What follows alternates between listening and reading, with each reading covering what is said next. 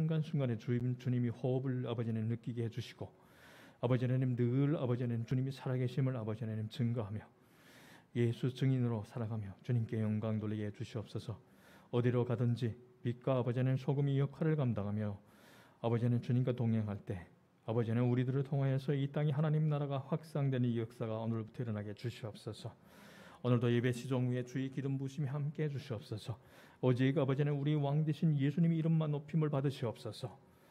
오늘도 하늘 보좌 위에서 우리 믿음의 경주를 위해서 우리를 응원하고 계시며 중보하고 계시는 존귀하신 예수님 이름을 높이 받들어 감사하며 기도드립니다. 아멘.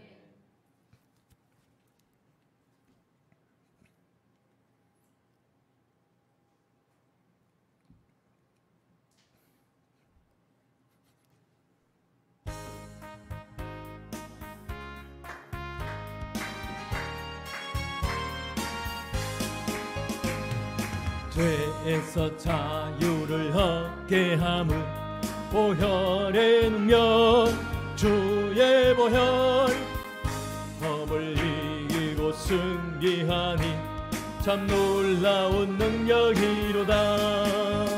주의 보혈 능력의 도다. 주의 피 믿어 주의 보혈 그 어린 양의 매우 귀중한 피로다. 육체의 정욕을 이길 힘을 보혈의 능력 주의 보혈 그란 마음을 얻게 하니 참 놀라운 능력이로다. 주의 보혈 능력의 또다. 주의 피 믿어 주의 보혈 그 어린 양의 매우 귀중한 피로다. 눈보다 더히에 맑히는 것 보혈의 능력 주의 보혈 부정한 모든 것 맑히시니 참 놀라운 능력이로다. 주의 보혈 능력의 또다. 주의 피 믿어 주의 보혈 그 어린 양의 매우 귀중한 피로다. 구주의 복음을 전할 제목 보혈의 능력 주의 보혈 날마다 나에게 찬송 주니 참 놀라운 능력이로다. 주의 보혈 능력의 또다. 주의 피 믿어 주의 보혈 그 어린 양의 매우 귀중한 피로다.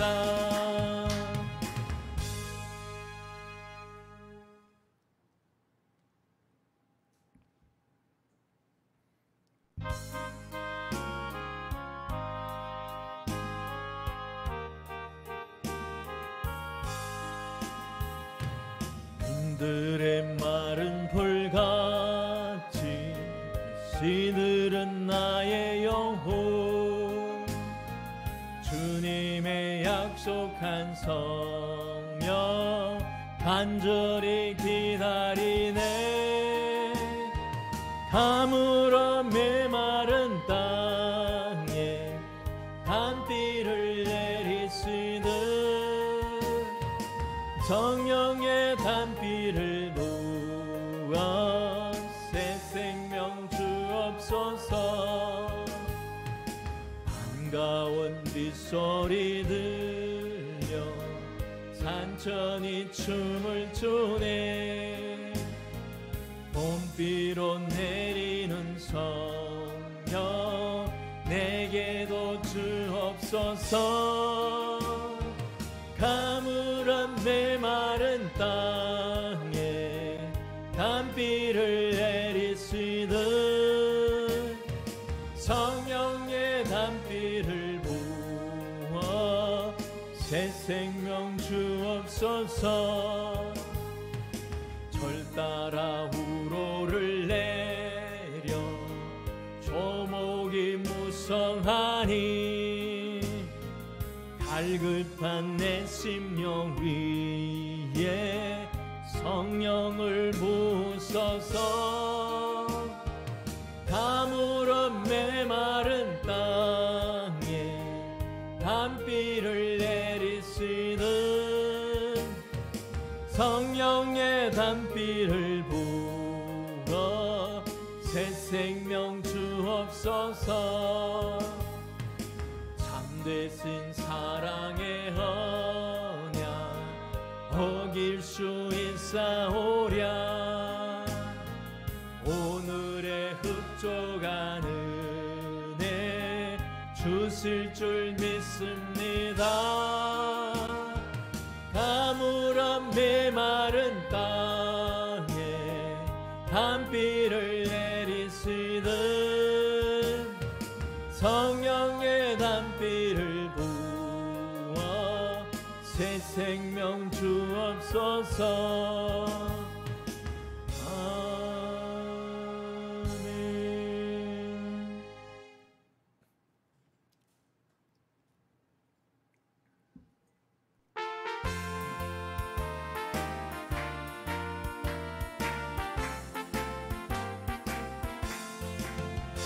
하나님이 나팔소리 천지진도할 때에 예수 영광 중에 구름 타시고 천사들을 세계 만국 모든 곳에 보내어 구원받은 성도들을 모으리.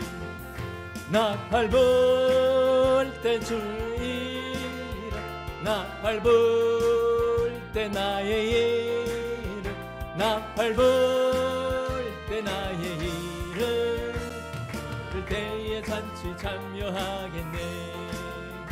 무덤 속에 잠자는 자 그때 다시 일하나 영화로운 부활 승리 얻으리. 그가 택한 모든 성도 구름 다가 올라가 공중에서 주를 얼굴 배우리. 나팔 불 때 나의 이름, 나팔 불 때 나의 이름, 나팔 불 때 나의 이름, 부를 때에 잔치 참여하겠네. 주님 다시 오신 날을 우리할 수 없으니 항상 기도하고 깨어 있어서 기쁨으로 보좌 앞에 우리 나가서도 그때까지 참고 기다리겠네. 나팔 불 때 나의 이름, 나팔 불 때 나의 이름, 나팔 불 때 나의 이름, 부를 때에 잔치 참여하겠네. 아버지 하나님, 오늘도 아버지 하나님 재림하실 주님을 바라봅니다. 아버지 하나님, 이 땅에 아버지 하나님 하루를 살아도 늘 부활에 대한 확신을 가지고 아버지 하나님 주님과 동행하며 그 주님이 다시 그 오실 날을 바라보며 나아가는 저희들이 되게 해 주시옵소서. 오늘도 말씀이 아버지 하나님 반석에 우리 믿음을 세우기 원합니다. 말씀의 능력으로 우리의 아버지 하나님 믿음을 더 굳건하게 튼튼히 세워 주시옵소서. 예수님 이름으로 기도합니다. 아멘. 우리 출애굽기 14장 1절에서 14절 말씀을 함께 봉독하겠습니다. 주님께서 모세에게 말씀하셨다. 너는 이스라엘 자손에게 말하여 오던 길로 되돌아가서 믹돌과 바다 사이 비하히롯 앞 바알스본 맞은쪽 바닷가에 장막을 치라고 하여라. 그러면 바로는 이스라엘 자손이 막막한 광야에 갇혀서 아직 이 땅을 헤매고 있을 것이라고 생각할 것이다. 내가 바로의 고집을 꺾지 않고 그대로 둘 터이니 그가 너희를 뒤쫓아 올 것이다. 그러나 나는 바로와 그 군대를 물리침으로써 나의 영광을 드러낼 것이니 이집트 사람들이 이것을 보고서 내가 주님임을 알게 될 것이다. 이스라엘 자손은 모세가 시키는 대로 하였다. 이스라엘 백성이 도망쳤다는 소식이 이집트의 왕이 귀에 들어갔다. 그러자 바로와 그의 신하들은 이 백성에 대한 생각을 바꾸었다. 우리에게 종살이하던 이스라엘 백성을 이렇게 풀어주어 놓아 보내다니 어쩌자고 이렇게 하였는가 하고 후회하였다. 바로는 병거를 갖추고 그의 군대를 이끌고 나섰다. 그는 특수병거 600대로 편성된 정예 부대와 장교들이 지휘하는 이집트 병거 부대를 모두 이끌고 나섰다. 주님께서 이집트의 왕 바로의 마음을 고집스럽게 하시니 바로가 주님이 보호를 받으면서 당당하게 나아가고 있는 이스라엘 자손을 뒤쫓았다. 마침내 바로의 모든 병거와 기마와 그의 기병과 보병으로 구성된 이집트 군대가 이스라엘 백성을 추격하여 그들이 진을 치고 있는 비하히롯 근처 바알스본 맞은쪽 바닷가에 이르렀다. 바로가 다가오고 있었다. 이스라엘 자손이 고개를 들고 보니 이집트 사람들이 그들을 추격하여 오고 있었다. 이스라엘 자손은 크게 두려워하며 주님께 부르짖었다. 그들은 모세를 원망하며 말하였다. 이집트에는 묘자리가 없어서 우리를 이 광야에다 끌어내어 죽이려는 겁니까? 우리를 이집트에서 끌어내어 여기서 이런 일을 당하게 하다니 왜 우리를 이렇게 만드십니까? 이집트에 있을 때 우리가 이미 당신에게 말하지 않았습니까?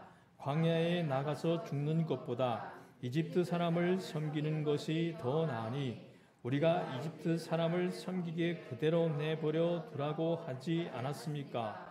모세가 백성에게 대답하였다. 두려워하지 마십시오. 당신들은 가만히 서서 주님께서 오늘 당신들을 어떻게 구원하시는지 지켜보기만 하십시오. 당신들이 오늘 보는 이 이집트 사람을 다시는 볼 수 없을 것입니다. 주님께서 당신들을 구하여 주시려고 싸우실 것이니 당신들은 진정하십시오. 아멘. 자, 오늘은 세례와 신앙 대해서 여러분과 함께 나누겠습니다. 자, 혹시 콧뚜레란 말을 들어보셨나요? 콧뚜레. 자, 코걸이. 우리 교포들은 혹시 잘 콧뚜레에 대해서 잘 익숙하지 않을 겁니다. 그런데 코걸이, 그다음에 또 혹시 중국어로 비환, 그러면 좀 이해가 갈 겁니다. 자, 콧뚜레에 대해서 한번 보여주겠습니다. 자, 요거 콧뚜레입니다. 이걸 콧뚜레라고 합니다. 우리말로 콧뚜레. 자, 예전에 밭갈이 할 때 저들은 코에 뭔가를 우리가 단 것을 봤습니다. 그것을 소 콧뚜레. 이 소 콧뚜레에 얽힌 재미있는 우화 하나를 여러분과 함께 나누고 싶습니다. 자, 두 마리 송아지가 자라 콧뚜레를 할 쯤에 어릴 때 송아지들은 콧뚜레 하지 않습니다. 이렇게 성인이 되면 이제 밭갈이로 이제는 소수레를 씌워도 되겠다. 밭갈이를 할 수 있겠다. 이제 성인소가 될 쯤에 그 첫째 소가 농부에게 사정을 합니다. 어르신 저한테는 콧뚜레를 하지 마십시오. 자, 너 콧뚜레를 하지 않으면 망아지처럼 될 텐데 아닙니다. 주인님 두고 보십시오. 콧뚜레를 하지 않았더니 갑절로 자란다는 말을 듣게 하겠습니다. 약속할 수 있느냐? 네, 약속할 수 있습니다. 그래서 첫째 송아지는 콧뚜레를 하지 않았고 둘째는 어수룩하게 코가 뚫렸습니다. 첫째 송아지는 처음에는 약속대로 콧뚜레가 없어서 열심히 쟁기를 끌고 둘째 송아지가 쉴 때에도 더 힘을 내서 일했습니다. 한편 둘째 송아지는 코가 뚫려서 꼼짝할 수 없는 자기 신세가 때로는 바보 같고 철행해서 늘 첫째 송아지를 바라보며 부러워하곤 했습니다. 그런데 세월이 흘러서 이제 이 소가 점점 어른이 돼가자 콧뚜레를 하지 않은 첫째 소는 꾀가 늘기 시작했습니다. 처음에는 게으름만 피우더니 이를 피해 달아나고 나중에는 주인을 뒷발로 걷어차기까지 했습니다.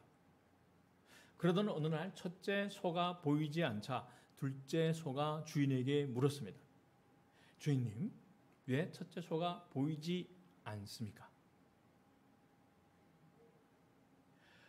콧뚜레를 하지 않고 제멋대로 날뛰는 소는 보낼 데가 한 곳밖에 없단다. 어디로 갔을까요? 네. 첫째 소를 늘 부러워하던 둘째 소는 처음으로 자신이 바보가 된 것이 지혜롭다. 야, 그때 바보가 되길 잘했어. 그것을 깨닫게 되었습니다. 말을 듣지 않은 소가 갈 곳이 결국 어디입니까? 도살장밖에 더 있겠습니까? 주인을 몰라보고 자신에게 주어진 역할을 제대로 감당하지 못하는 소는 주인에게 더 이상 쓸모가 없는 존재입니다. 우리에게도 말씀이 콧뚜레가 필요합니다. 예수님을 안 바라보면 우리는 너무나 본능적으로 죄의 본능에서 자신이 욕망대로 자유롭게 살기를 원합니다.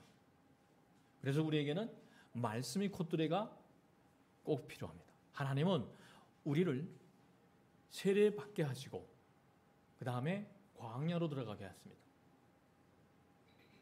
자신이 감당해야 할 십자가를 지게 하십니다. 예수님은 나를 따르고 누구를? 자신이 십자가를 지고 따르라고 했습니다. 네. 자, 그러니까 예수 믿으면 모든 일이 잘 돼요. 아무것도 그냥 걱정하지 않아도 돼요. 그냥 순탄한 길, 평안한 길이에요. 이건 아닙니다. 자, 성경적으로 볼 때는 세례받고 우리를 광야로 인도하십니다. 네. 그래서 세례를 받고 주님을 따르는 광야 길을 걷는 우리에게 예전에 하던 일들이 불편해지기 시작합니다. 뭐죠? 예전에는 술을 마시면 알딸딸하면 기분 너무 좋았어요. 근데 술을 마시면 그 술맛이 이제는 더 이상 그 예전의 술맛이 아니에요. 불편해. 자, 그래서 때로는 내 마음대로 할 수 없어서 화가 나고 짜증이 납니다. 왠지 내가 이 사회에 떨어진 바보 같기도 하고 다른 사람들이 나를 마치 바보로 보는 것 같아요. 예전에는 조금만 누가 건드려도 눈에 쌍심지를 켜고 아주 상대가 막 떨 정도로 달려들었는데 이제는 허허 웃거나 그냥 용서해서요. 바보 같아 조금. 그래서 옆에 있는 사람들이 물어봅니다. 너 요즘 좀 이상하다? 예전에는 이러지 않았는데. 하나님은 말씀을 배워가면 배워갈수록 말씀이 콧뚜레로 우리 인생이 방향을 잡아주며 제안하시기 시작합니다. 제안해 주십니다. 때로는 적절하게 물질이 멍해, 건강이 멍해, 배우자와 자식이 멍해를 씌워 우리로 하여금 욕망대로 정욕대로 살지 못하도록 우리 인생을 무겁게 하시는 하나님의 손길입니다. 자신이 감당하고 져야 할 십자가를 지고 말씀이 콧뚜레에 매여 살다 보면 날이 가면 갈수록 이전의 나와는 전혀 달라진 자신을 어느 날 보게 됩니다. 거울을 보는 순간 그러잖아요. 여러분 거울을 보는 순간에 갑자기 예전에는 막 얼굴이 막 바르고 막 예전에는 좀 뭐 세상에 이런 멋을 부렸는데 거울을 봤는데 너무나 순수한 어떤 남자가 보입니다. 어떤 여자가 보입니다. 그리고 어느 날부터인가 비뚤어진 인격이 반듯하게 펴져 있고 부정적인 언어가 긍정적으로 바뀌어 있고 타인을 대하는 자세도 바뀌어 삶 자체가 전적으로 바뀌어져 있는 것을 보게 됩니다. 하나님이 내 삶에 허락하여 주신 멍에를 메고 말씀하시는 대로 순순히 끌려가는 순종할 수 있는 사람으로 만드는 것이 바로 이 말씀이 콧뚜레입니다. 말씀이 콧뚜레를 통해서 하나님께서는 하나님의 자녀들이 하나님의 방법으로 하나님의 길을 걷도록 훈련시키십니다. 예수님을 믿는 사람들이라면 누구나 예수님의 구원, 십자가의 구원 사건을 잘 알고 있습니다. 기본적으로 다 알고 있습니다. 그런데 보혈의 능력, 십자가의 사랑으로 말미암아 우리가 죽은 다음에 천국 백성의 자격을 보장받고 또 하나님의 자녀가 된 것까지만 알고 있을 뿐입니다. 예수님이 지신 십자가만 이야기하고 내가 져야 할 그 십자가는 대수롭지 않게 생각하거나 아예 생각하지 않으려고 합니다. 혹시 그 십자가를 졌다가 내가 예수님처럼 십자가에서 돌아갈까 봐, 못 박힐까 봐.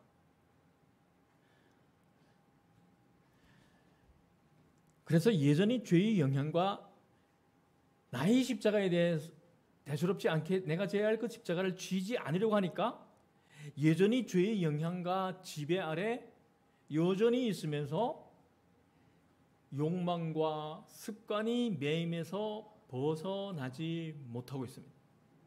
그래서 20년에서 30년 신앙생활을 해도 여전히 인생이 비폐합니다. 네. 말은 우리가 잘합니다. 난 20년 했어. 권사야, 장로야, 기도했어. 근데 어떻습니까? 우리 가정은 천국이 아니에요. 뒤집어 앉았어요. 네. 그래서 주기적으로 이런 사람들은 아주 짧게 또 거의 주기적으로 계속 넘어지고 흔들리는 삶을 삽니다. 왜 예수 믿는 사람에게 세례가 필요합니까? 왜 세례받은 이후에 광야로 가서 자기 십자가를 져야 합니까? 이 물음에 대한 이해가, 바른 이해가 있어야만 이 세상을 정복하고 변화시켜 이 땅에 하나님의 나라를 건설하는 일에 쓰임받는 우리가 될 수 있습니다. 자, 세례는 한마디로 성부와 성자와 성령의 이름으로 나를 부인하는 자기 부인입니다. 자기 십자가가 무엇인지 깨달아야 하고 승리하고 이뤄가는 삶을 살 수 있습니다. 첫 번째 십자가에서 예수님이 돌아가셨지만 두 번째 십자가는 내가 죽는 십자가입니다. 그것이 바로 세례입니다. 세례. 우리는 내 왕국, 내 나라가 아니라 하나님의 나라를 위해서 선택받고 부름받은 사람들입니다. 예수님이 지신 십자가만 중요한 것이 아니라 내 인생을 예수님이 십자가에 못 박게 하는 자기 십자가도 더불어 중요합니다. 이 첫 번째와 두 번째 십자가가 없으면 선포만 할 뿐 능력이 없습니다. 그러니까 우리가 이걸 뭐냐면 경건의 모양은 있으나 능력은 없다 이겁니다. 그러나 이 두 십자가의 나와 함께할 때, 이 두 십자가가 나와 함께할 때, 세 번째 십자가에 우리는 사탄을 분명하게 못 박을 수 있습니다. 그렇기에 우리는 반드시 믿음으로 세례의 강을 건너야 합니다. 자, 여러분에게는 우리 스스로에게 물어보십시오. 나에게는 자기 부인의 십자가가 분명하게 있는지, 나는 매일 그 나의 십자가를 지고 예수님을 따르고 있는지, 나의 정욕과 욕망을 못 박으며 따르고 있는지 그것을 잘 돌아봐야 합니다. 오늘 출애굽기 14장은 이스라엘 백성들이 홍해를 건넌 사건을 기록하고 있습니다. 마지막 재앙에서 애굽이 가정마다 장남이 죽었다고 아우성을 칠 때 유월절 양으로 말미암아 이스라엘의 장자들은 살아남습니다. 옆집이 애굽이 집이잖아요. 애굽의 장자들은 죽었어요. 근데 이스라엘의 가정이 장자는 살아있어요. 이쪽은 통곡, 저는 주님의 은혜에 보호를 받았어요. 자, 하나님의 말씀에 순종했더니 결과가 다르구나. 그것을 직접 이스라엘 백성들은 눈으로 보고 느꼈습니다. 그래서 그때 하나님이 그 은혜를 경험하니까 모세를 통해 주시는 하나님의 말씀에 귀를 기울이기 시작했습니다. 그들이 애굽을 떠날 때 하나님의 약속대로 애굽 사람들에게 요청하여 금은 보화까지 받게 됩니다. 그들이 앞길을 낮에는 구름 기둥이 보호했고 밤에는 불 기둥이 보호했습니다. 출애굽기 14장 1절에서 2절 말씀을 보면 주님께서 모세에게 말씀하셨다. 너는 이스라엘 자손들에게 말하여 오던 길로 되돌아가서 믹돌과 바다 사이 비하이롯 앞 곧 바알스본 맞은쪽 바닷가에 장막을 치라고 해라. 자, 마치 모든 것이, 자, 이스라엘 장자들은 살았습니다. 애굽의 장자들은 죽었습니다. 거기에까지 또 금은보화까지 요구하는 대로 내가 또 맸어요. 가지고 나왔어요. 참 모든 것이 얼마나 순조롭습니까? 자, 우리가 예수 믿고 처음에는 일이 잘 돼요. 자, 순조로워요. 자, 검은 보화까지 나왔어요. 만족스러울 쯤에 하나님께서 그들을 어디로? 홍해로 인도하십니다. 자, 그동안 흥분했습니다. 야, 하나님이 역사하시니까 우리 장자들은 다 살았어요. 그런데 막 옆집 애굽 사람들 보고 검은 보화 달라니까 막 주는 거예요. 이 뭐 사기 충천합니다. 막 감동의 물결이 막 적세요. 우리 하나님, 살아계신 하나님.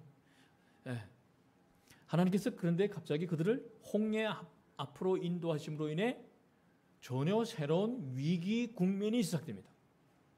자, 곧장 가면 홍해를 피해갈 수 있지만 오늘 본문에 보게 되면 오던 길로 뒤에 돌아가서 이랬습니다. 의도적으로 뒤에 돌아가서 홍해를 건너게 하십니다. 자, 그래서 앞에서는 홍해가 그들을 막고 있고 뒤에서는 바로의 군대가 그들을 추격하는 극한, 아주 정말 그 코너, 그 벼랑 끝, 우리가 말하는 벼랑 끝까지 내몹니다. 우리 상황을 갑자기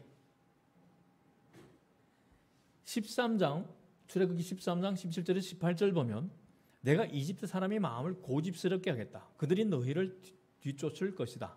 그러나 나는 바로와 그의 모든 군대와 병거와 기병들을 전멸시켜서 나의 영광을 드러내겠다. 내가 바로와 그의 병거와 기병들을 물리치고서 나의 영광을 드러낼 때 이집트 사람은 비로소 내가 주님임을 알게 될 것이다. 자, 우리 마음은 날씨와 같습니다. 언제 변할지 몰라요. 나는 늘 한결같습니다. 우리는 그렇게 말하기를 부끄러워합니다. 아침에 하고 점심때 기분이 또 달라요. 5분 전하고 10분 또 달라요. 그렇기 때문에 우리 마음은 언제 어떻게 변할지 모릅니다. 누구도. 그래서 하나님께서는 그들이 홍해를 건너면서 다시는 돌아갈 수 없다는 생각을 갖도록 홍해를 건너게 하셨습니다. 자, 나는 이제는 이 세상 길을 따라 살지 않고 출애굽해서 이제는 세상 길이 아니라 영원으로 향하는 그 길을 가겠습니다. 라고 하는 것이 세례의 강을 건너는 것입니다. 자세입니다. 자, 세상을 살면서 꼬여도 이렇게 꼬일 수가 있나 하는 사건을 만날 때가 종종 있습니다. 그럴 때마다 내가 당장 알 수는 없지만 하나님이 틀림없는 무슨 뜻이 있다는 것을 알고 예수님을 바라보며 의지하는 것을 게을리하지 말아야 합니다. 분명히 다 뜻이 있습니다. 뜻이 없는 고난은 없습니다. 사건 사고는 없습니다. 자, 홍해를 건너지 않으면 내 안이 바로가 죽지 않습니다. 자, 우리도 그 바로의 모습에서 우리의 모습을 보는 거예요. 끝까지 하나님을 대적하잖아요. 고집스럽게 하나님 앞에 머리를 숙이지 않잖아요. 자, 홍해를 겪지 않으면 언제든지 이전이 나로 돌아갈 수 있습니다. 내가 이런 세상, 나는 이제는 더 이상 이 세상 성공길, 세상의 길을 따라가지 않겠습니다. 나는 이제는 주님을 따라가겠습니다. 주님이 갔던 그 십자가의 길을, 영원의 하늘의 길을 가겠습니다. 라고 결단하고 떠나는 것이 바로 홍해를 걷는 거예요. 홍해를 걷는다는 것은 절대 예전이 나로 돌아가지 않겠다는 뜻입니다. 하나님께서는 분명하게 구분 지어 주십니다. 홍해를 마주할 때 앞이 보이지 않고 죽을 것 같은 위험에 처했을 때 당황해 하지 말라는 겁니다. 그것은 하나님께서 마련하신 특별한 훈련이 장입니다. 우리 인생에 갑자기 홍해가 딱 나타나잖아요. 그러면 하나님께서 나를 특전사로 사용하기 위해서 특별하게 훈련시키는구나. 자, 그러면 여러분은 지금 어떤 홍해를 마주하고 있습니까? 아니면 홍해를 온전히 건넜습니까? 하나님께서는 우리에게 홍해를 건너고 영적인 싸움에서 승리하기 위한 방법을 오늘 출애굽기 14장에 기록해 놓으셨습니다. 자, 지금 만약에 내가 홍해를 건너야 할 위치에 있다면 또 앞으로 갑자기 내가 이걸 잘 보여두면 앞으로 어떤 홍해가 내 인생을 가로막았잖아요. 그러면 이 방법을 붙들고 있으면 건널 수 있다 이겁니다. 우리 하나님은 우리를 홍해에 몰아넣으시고 가만히 내버려 두시는 분이 아닙니다. 홍해에 마주했을 때 그곳을 마른 땅처럼 밟고 지나가도록 하셨습니다. 그렇다면 어떻게 해야 홍해를 건널 수 있을까? 그것 또한 하나님께서는 우리에게 말씀을 통해서 분명히 알려줍니다. 그래서 말씀 안에는 뭐가 있다? 길이 있다. 지혜가 있다. 생명이 있다. 이겁니다. 자, 첫째, 어려움이 닥쳐왔을 때 우리가 서야 있어야 할 자리를 알려줍니다. 어려움이 닥쳐왔을 때 우리가 서야 있어야 할 자리는 내 편이 아니라 누구 편이에요? 하나님 편에 서라.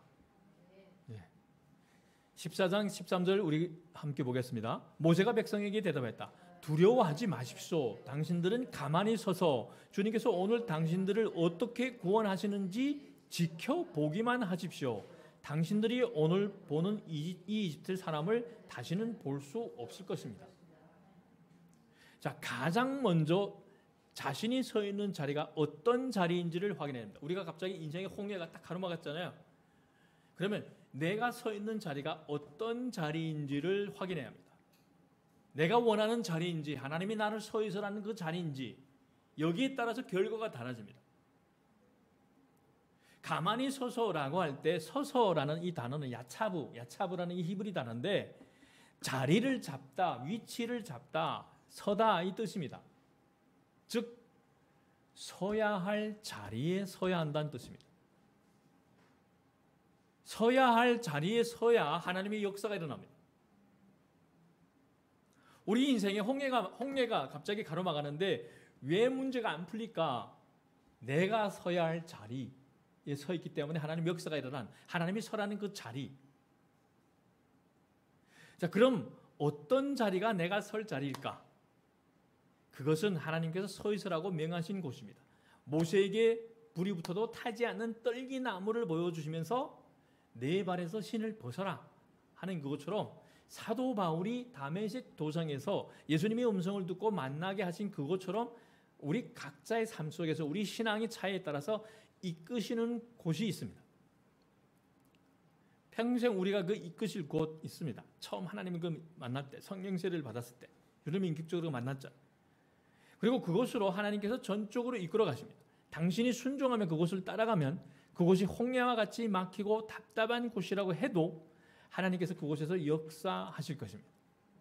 그 장소가 나의 생각과는 전혀 다르다고 해도 불평하지 말아야 합니다. 항상 하나님의 생각과 우리 생각은 전혀 다릅니다. 내가 서 있어야 할 그 자리에 똑바르게 서 있기만 해도 하나님께서 기적을 행하시는 그 위대하고 강하신 그 손을 느낄 수 있습니다. 위기를 만났을 때, 상황이 어려웠을 때라도 자신의 위치를 지키는 것이 홍해를 건너는 첫 번째 비결입니다. 두 번째는 하나님을 내 편으로 모시기입니다. 자, 그러면 하나님은 내 편이다. 하나님은 분명히 나를 지켜줄 거다. 내 편이야. 그러면서 상황이 막 홍해의 물결이 막 넘실넘실 이렇게 돼도 그 상황에 흔들리지 말고 불평하지 말고 가만히 있어야 됩니다. 그래서 14절에 보게 되면 주님께서 당신들을 구하여 주시려고 싸울 것이니 당신들은 진정하십시오.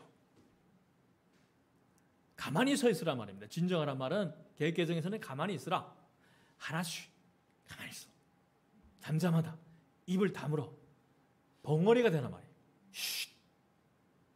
우리 애들 캐올 때 그러잖아요. 쉿. 무엇으로부터 입을 다물라는 겁니다. 바로 불평, 불만을 잠재우라는 겁니다. 14장 11절에서 12절 보면 그들은 모세를 원망하며 말했다. 이집트에는 묘자리가 없어서 우리를 이 광야에다가 끌어내어 죽이려는 겁니까? 우리를 이집트에서 끌어내어 여기에서 이런 일을 당하게 하다니 왜 우리를 이렇게 만드십니까? 이집트에 있을 때 우리가 이미 당신에게 말하지 않았습니까? 광야에 나가서 죽는 것보다 이집트 사람을 섬기는 것이 더 나으니 우리가 이집트 사람을 섬기기 그대로 내버려 두라고 하지 않았습니까? 우리 인간의 본성은 연약해요. 그러니까 문제와 상황이 갑자기 예상치 못한 어떤 극한에 몰리게 되면 하나님이 그 지금까지 부어주는 은혜를 다 잊어버려. 이 이스라엘 백성들을 보세요. 10대 재앙을 통해서 하나님이 그 역사를 10번이나 봤잖아요. 그리고 하나님이 어쩌나요? 애굽의 장자들은 다 죽었는데 우리 장자들은 멀쩡했고 또 애굽 집에 찾아가서 금은 보화를 달라니까 다 주잖아요. 순순하게 줬잖아요.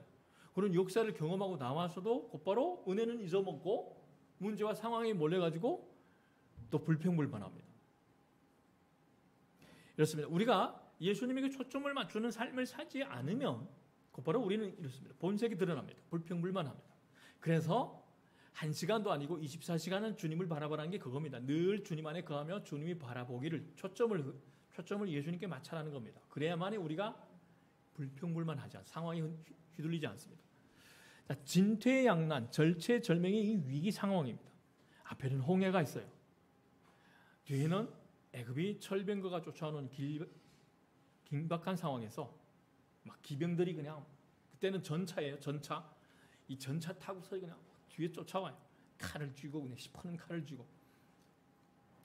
이런 상황에서 긴박한 상황에서 절체절명의 위기 상황에서 부정적인 말이나 불평을 하면 안 된다 이겁니다. 즉 하나님을 불신하는 언어나 행위는 절대 금지입니다. 그래서 아무리 상황이 어려워도 하나님 이게 하나님 이 상황 왜 나에게 그래는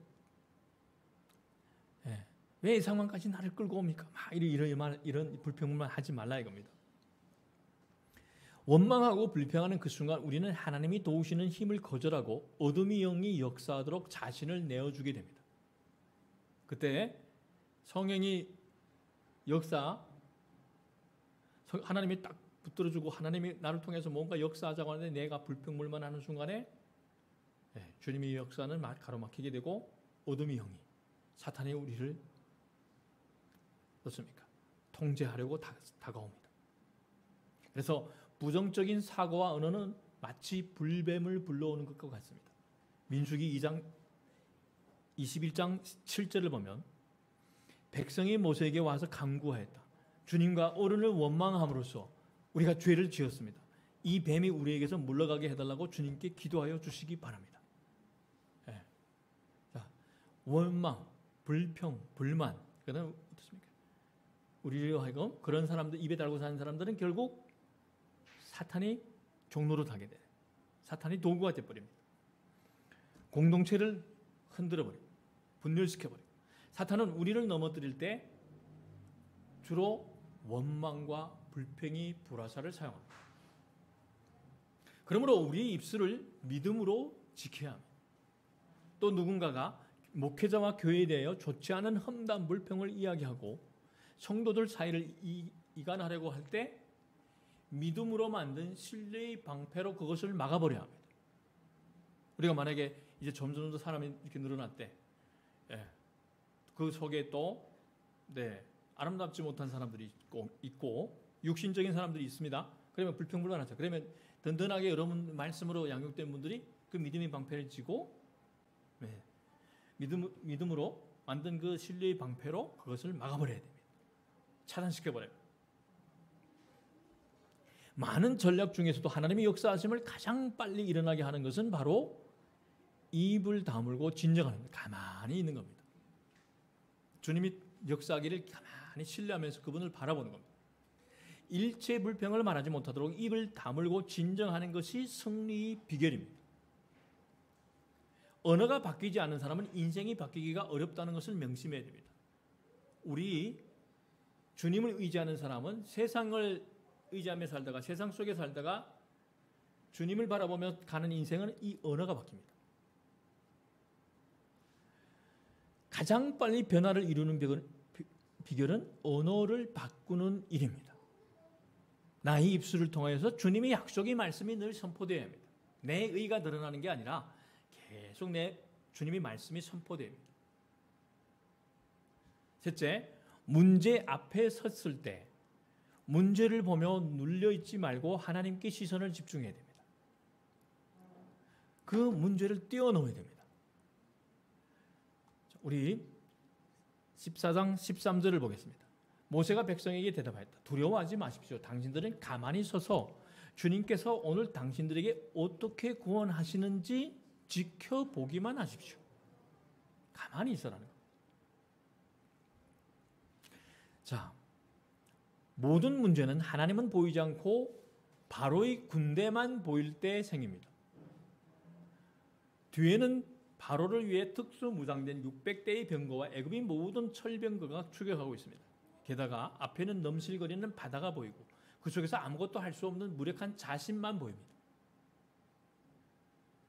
자, 훈련되지 않은 사람들은, 말씀으로 자꾸 양육받고 훈련되지 않은 사람들은 사람들을 주로 나쁜 면만 보고 두려워하다가 패하고 죽게 됩니다. 자, 이 보다라는 단어, 라라는 이 단어는 바라보다, 주목하여 보다, 예견하다는 뜻이 있습니다.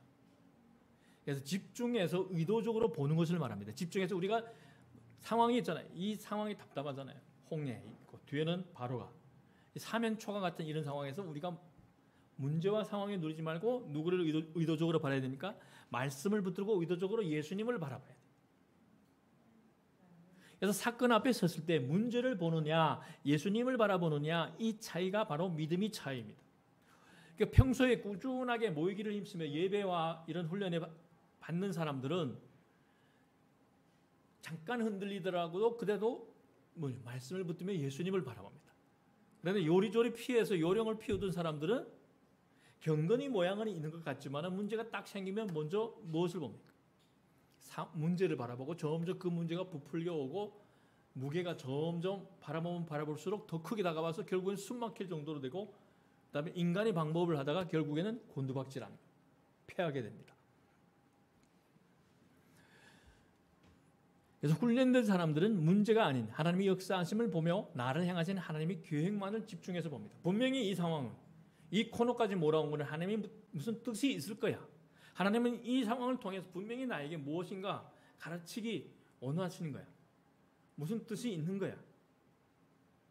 하나님께만 집중한 사람들은 하나님에 대한 신뢰가 있는 사람들입니다.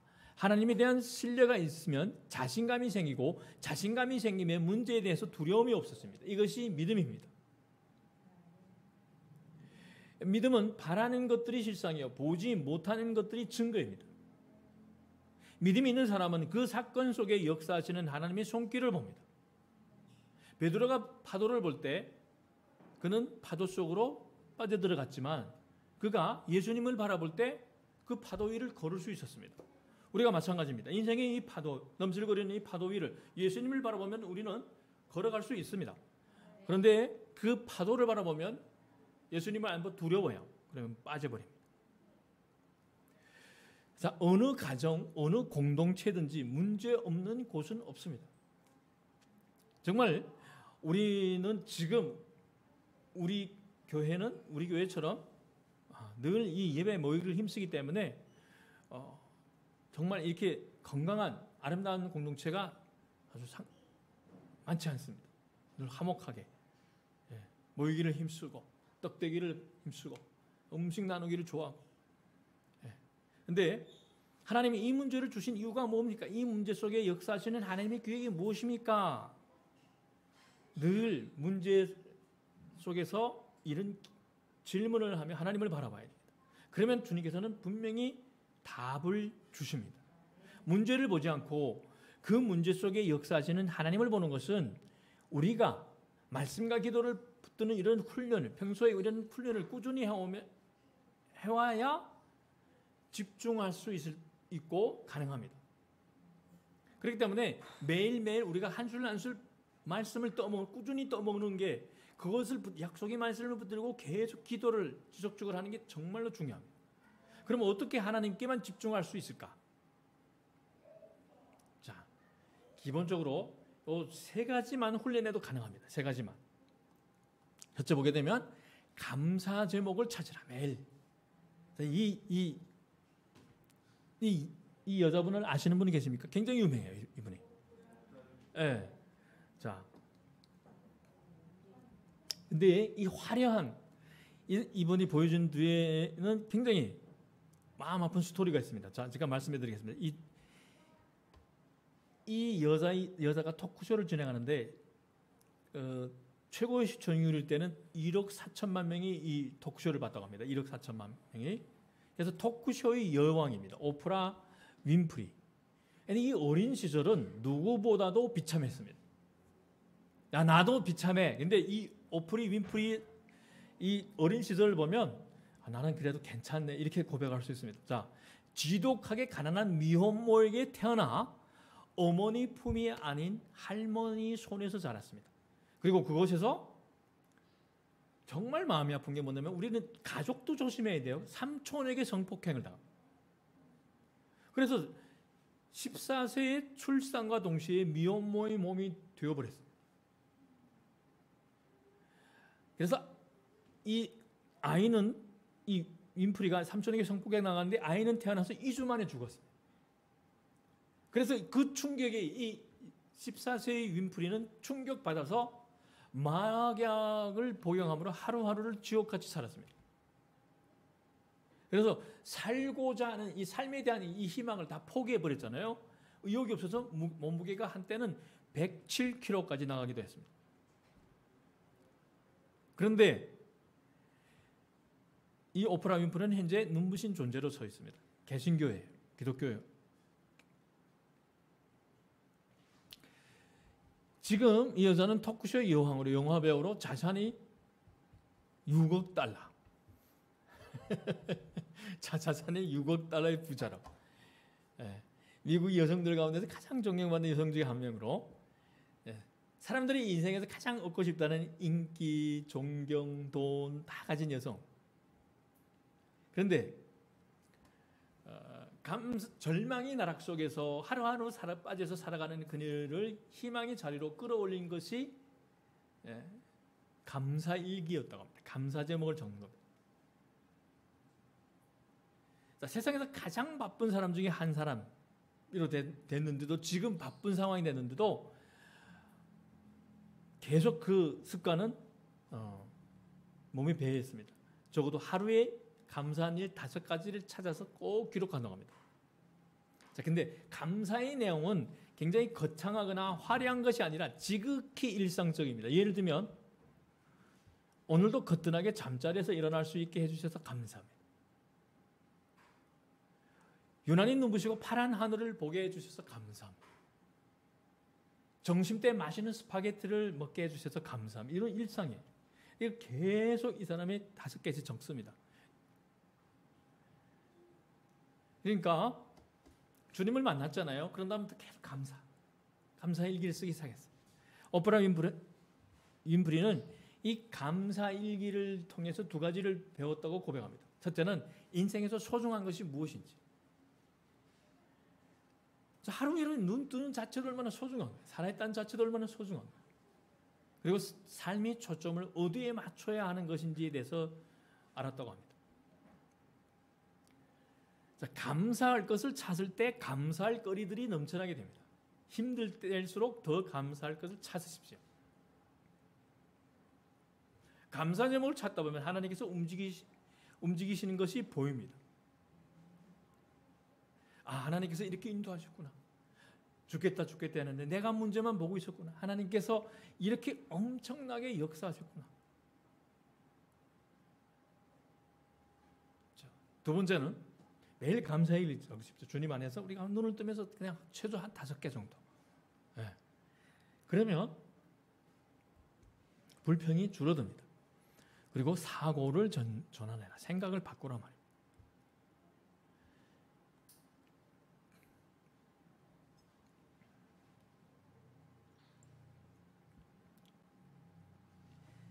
많은 사람들에게 영향을 끼친 또 목사님이 계십니다. 제가 이 교제를 중심으로 해서 그분에 대한 이 구속사적인 걸 하면서 이 하나님의 구원 경력을 정리하고 있었잖아요. 그분의 이름이 바로 박승호 목사님이라고 합니다. 저 용인에 있는데 생명샘교회랑 몇천 명이 모였는데 그분 은퇴했어요. 원로 목사님이세요. 근데 이 목사님은 성경 연구를 통해서 많은 목사님들에게 구속사적인 이 성경 흐름에 대해 가르친 분이에요. 저에게도 영향을 준 분이시고,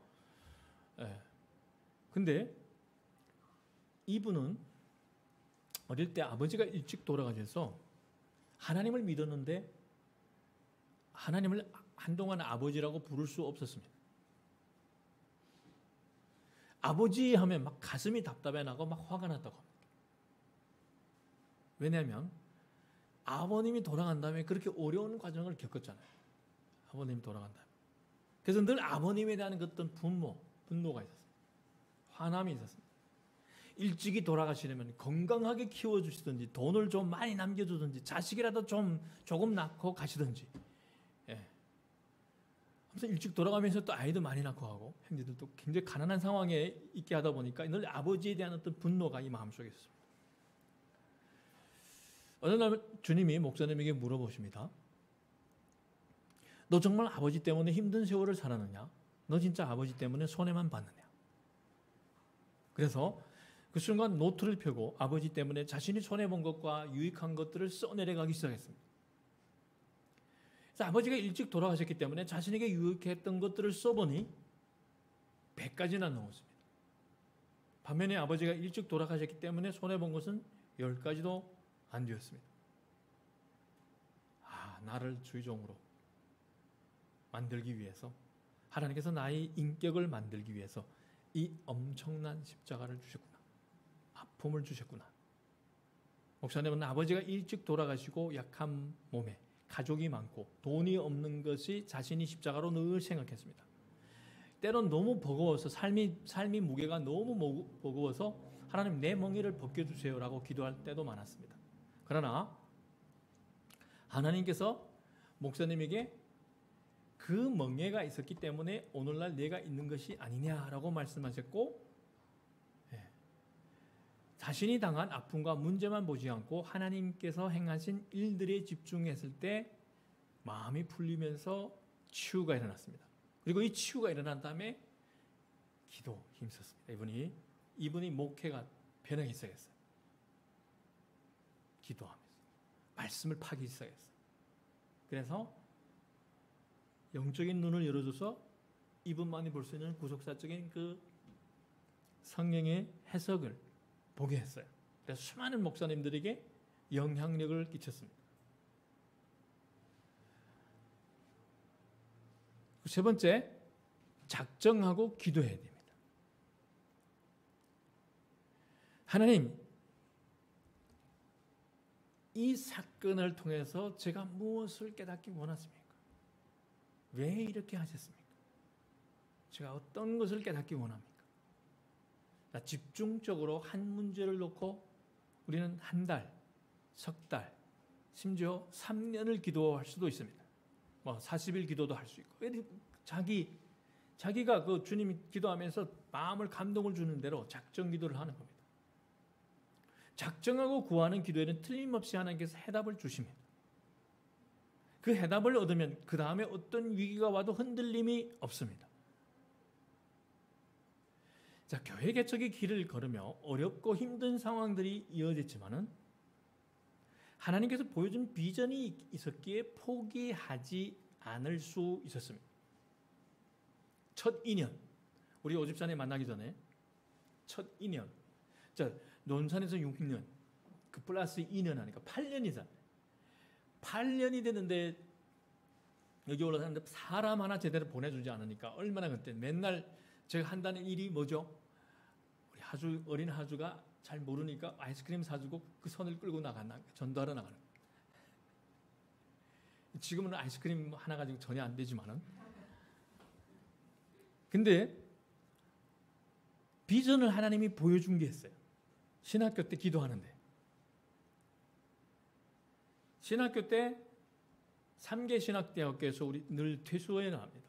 저게 서울에 서대문 쪽에 있는 감리교 신학교, 제가 협성단에 화성의 봉담에 있는 협성신학교, 그리고 대전 모건에 있는 모건신학교, 감리교단에는 3개 신학교가 있습니다. 그래서 3개 신학교 신대원이 연합해서 퇴소회를 합니다. 영성집회를 만듭니다. 부흥회를 합니다. 유명한 강사들을 막 초청해서 그때 뜨는 목사님들 청해서 2박 3일 기도원에 가서 그 기도 집회를 합니다. 그런데 저는 그때 신대원을 갔는데 다 물어봅니다. 주님이 왜 당신을 부르셨습니까? 이러니까 저는 대답할 수 없었어요. 부른 것 같은데. 그래서 불러서 내가 신학교 왔죠. 이렇게 대답했는데 이게 뭐랄까요? 내가 말해놓고도 내가 아직 확신이 별로 없어요. 그래서 그때 당시에는 집에 가면, 처가에 가면 장모님이 핍박이 있지. 늘 신학을 그만둬라. 자식을 결혼해놓고 자식을 낳아놓고 목에 살려야 되지. 그래서 저는 2박 3일 유명한 강사들이 강의보다는 앉아서 기도했어요. 다 안 들어왔어요. 그때 다 뜨는 목사님들인데, 유명한 목사님인데 기억도 제대로 안 나고, 하나님 왜 나를 불렀습니까? 제 사명이 뭡니까? 이거 물어보는데 확신 있게 대답해야 될 거 아닙니까? 그래서 2박 3일 동안 기도했어요. 근데 기도했는데 하나님이 저에게 보여준 게 그거였어요. 민족이 십자가를 지라는 거였어요. 그리고 중국 복음의 십자가를 지라는 거예요. 그래서 그게 딱 보여지니까 계속 그거 가지고 오는 겁니다. 어떤 상황에서도 그 비전을 지니까 수많은 위기들을 극복할 수 있었습니다. 그래서 때로는 힘겹고 버겁고 목회를 심지어 그만두고 싶은 생각이 들 때도 있었지만은, 그러나 그 아무리 힘든 역경 속에서도, 여정 속에서도 주님이 이미 보여준 그 비전이 있었기 때문에 여기까지 올 수 있었습니다. 그래서 비전이 없으면 올 수 없어요. 그래서 문제가 있을 때나 연약한 나와 어려운 환경이나 사건을 보지 말고 그 속에서 역사하시는 하나님의 의도와 하나님의 뜻, 곧 구원의 경로를 본다면 우리는 다시 예수님을 붙들고 일어날 수 있습니다. 작정하고 기도하면서 하나님에 대한 행하실 일을 기대하고 보기만 하면 됩니다. 그래서 끝까지 포기 안 했어요. 그 한 사람을 놓고 계속 기도했어요. 끝까지 포기하지 않고 어떻습니까? 하나님이 예수님이 그 12제자를 세운 것처럼 한 명 분명히 주신다는 것을 계속 기도했어요. 그런데 어느 날 만났어요. 우리 예상을 뛰어넘어요. 내가 만나야 되는 사람, 이 사람인가 붙들려고 쫓아다니는데 그 사람들은 다 아니에요. 근데 예상 밖의 사람들을 만난 거예요. 그 첫 단추가 바로 50사님이에요. 그 다음에 첫 단추가 깨어지고, 그 다음에 여러분이 지금 한 명 다 제가 예상했던 분들은 아니에요.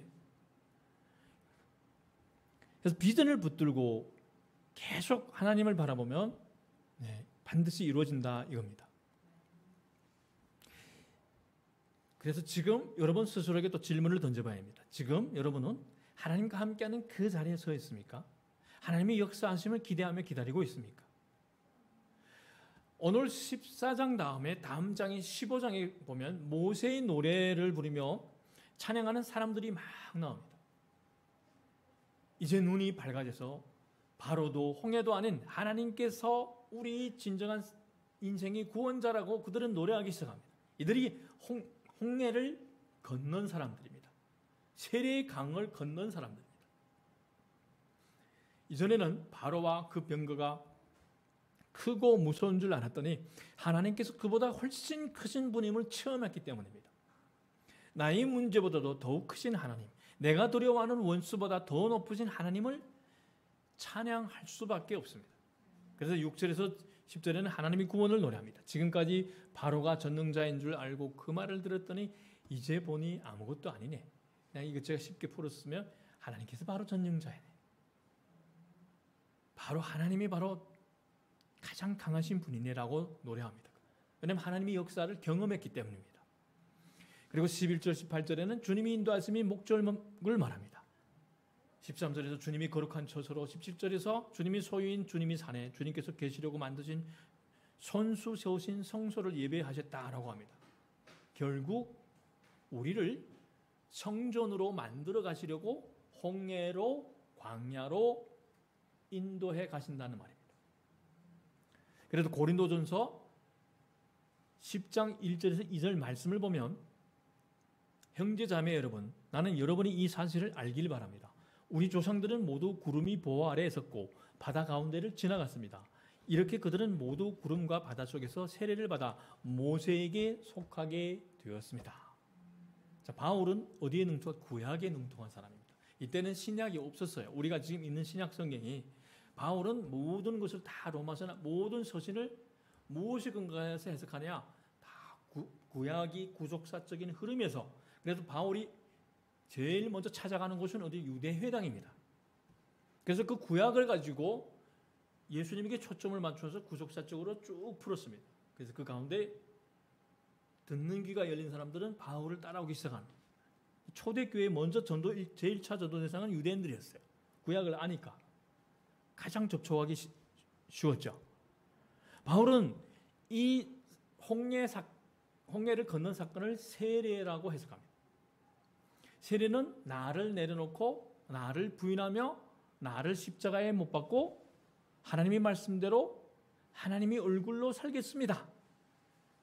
성부와 성자와 성령의 이름으로 나를 십자가에 못 박고 나는 죽고 예수로 살겠습니다. 라는 신앙이 표현입니다. 고백입니다. 그러니까 세례는 가벼운 게 아니에요. 세례는 그냥 상징적으로 나 이제 그리스도인이 됐어요. 이렇게 우리가 아니에요. 세례는 이렇게 깊은 영적인 뜻이 있습니다.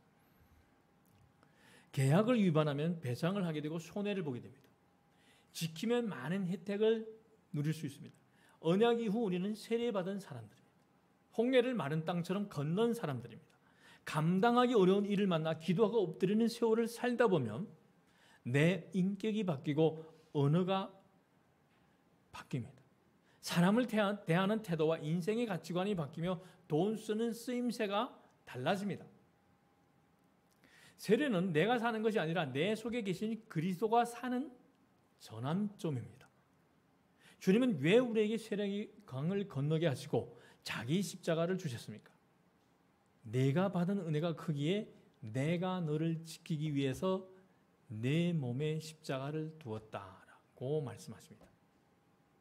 세례의 강을 건넌 사람으로서 천국의 소망을 두고 예수님을 바라보며 광야를 통과하는 선택받고 부름받은 자가 바로 저와 여러분임을 이식하며 우리는 살아야 합니다. 나는 죽고 예수로 살아야 할 존재임을 매일 선포하며 사시는 여러분이 되시기를 주님 이름으로 축복합니다. 아멘. 우리 기도하겠습니다. 자, 사랑인 주님 감사합니다. 아버지 하나님 그 세례의 의미를 진정한 세례의 의미를 우리에게 아버지 하나님 깨닫게 해주셔서 감사합니다. 세례는 나 자신을 내려놓고 나를 부인하며 나를 십자가에 못 박고 아버지 하나님 말씀대로 살겠다는 아버지 하나님 신앙의 고백입니다. 아버지 하나님 그 고백이 나의 고백이 되어지게 해주시옵소서. 늘 매일매일 나는 죽고 예수로 살아야 할 그 주님께 특별히 부름받고 선택받은 자임을 선포하며 작은 예수로서 언제 어디서나 빛과 소금의 역할을 감당하게 해주시옵소서. 예수님 이름으로 기도합니다. 아멘. 자, 오늘은요 요즘에 그 현장을 가보니까 정말 마음이 너무 아픕니다. 예, 정말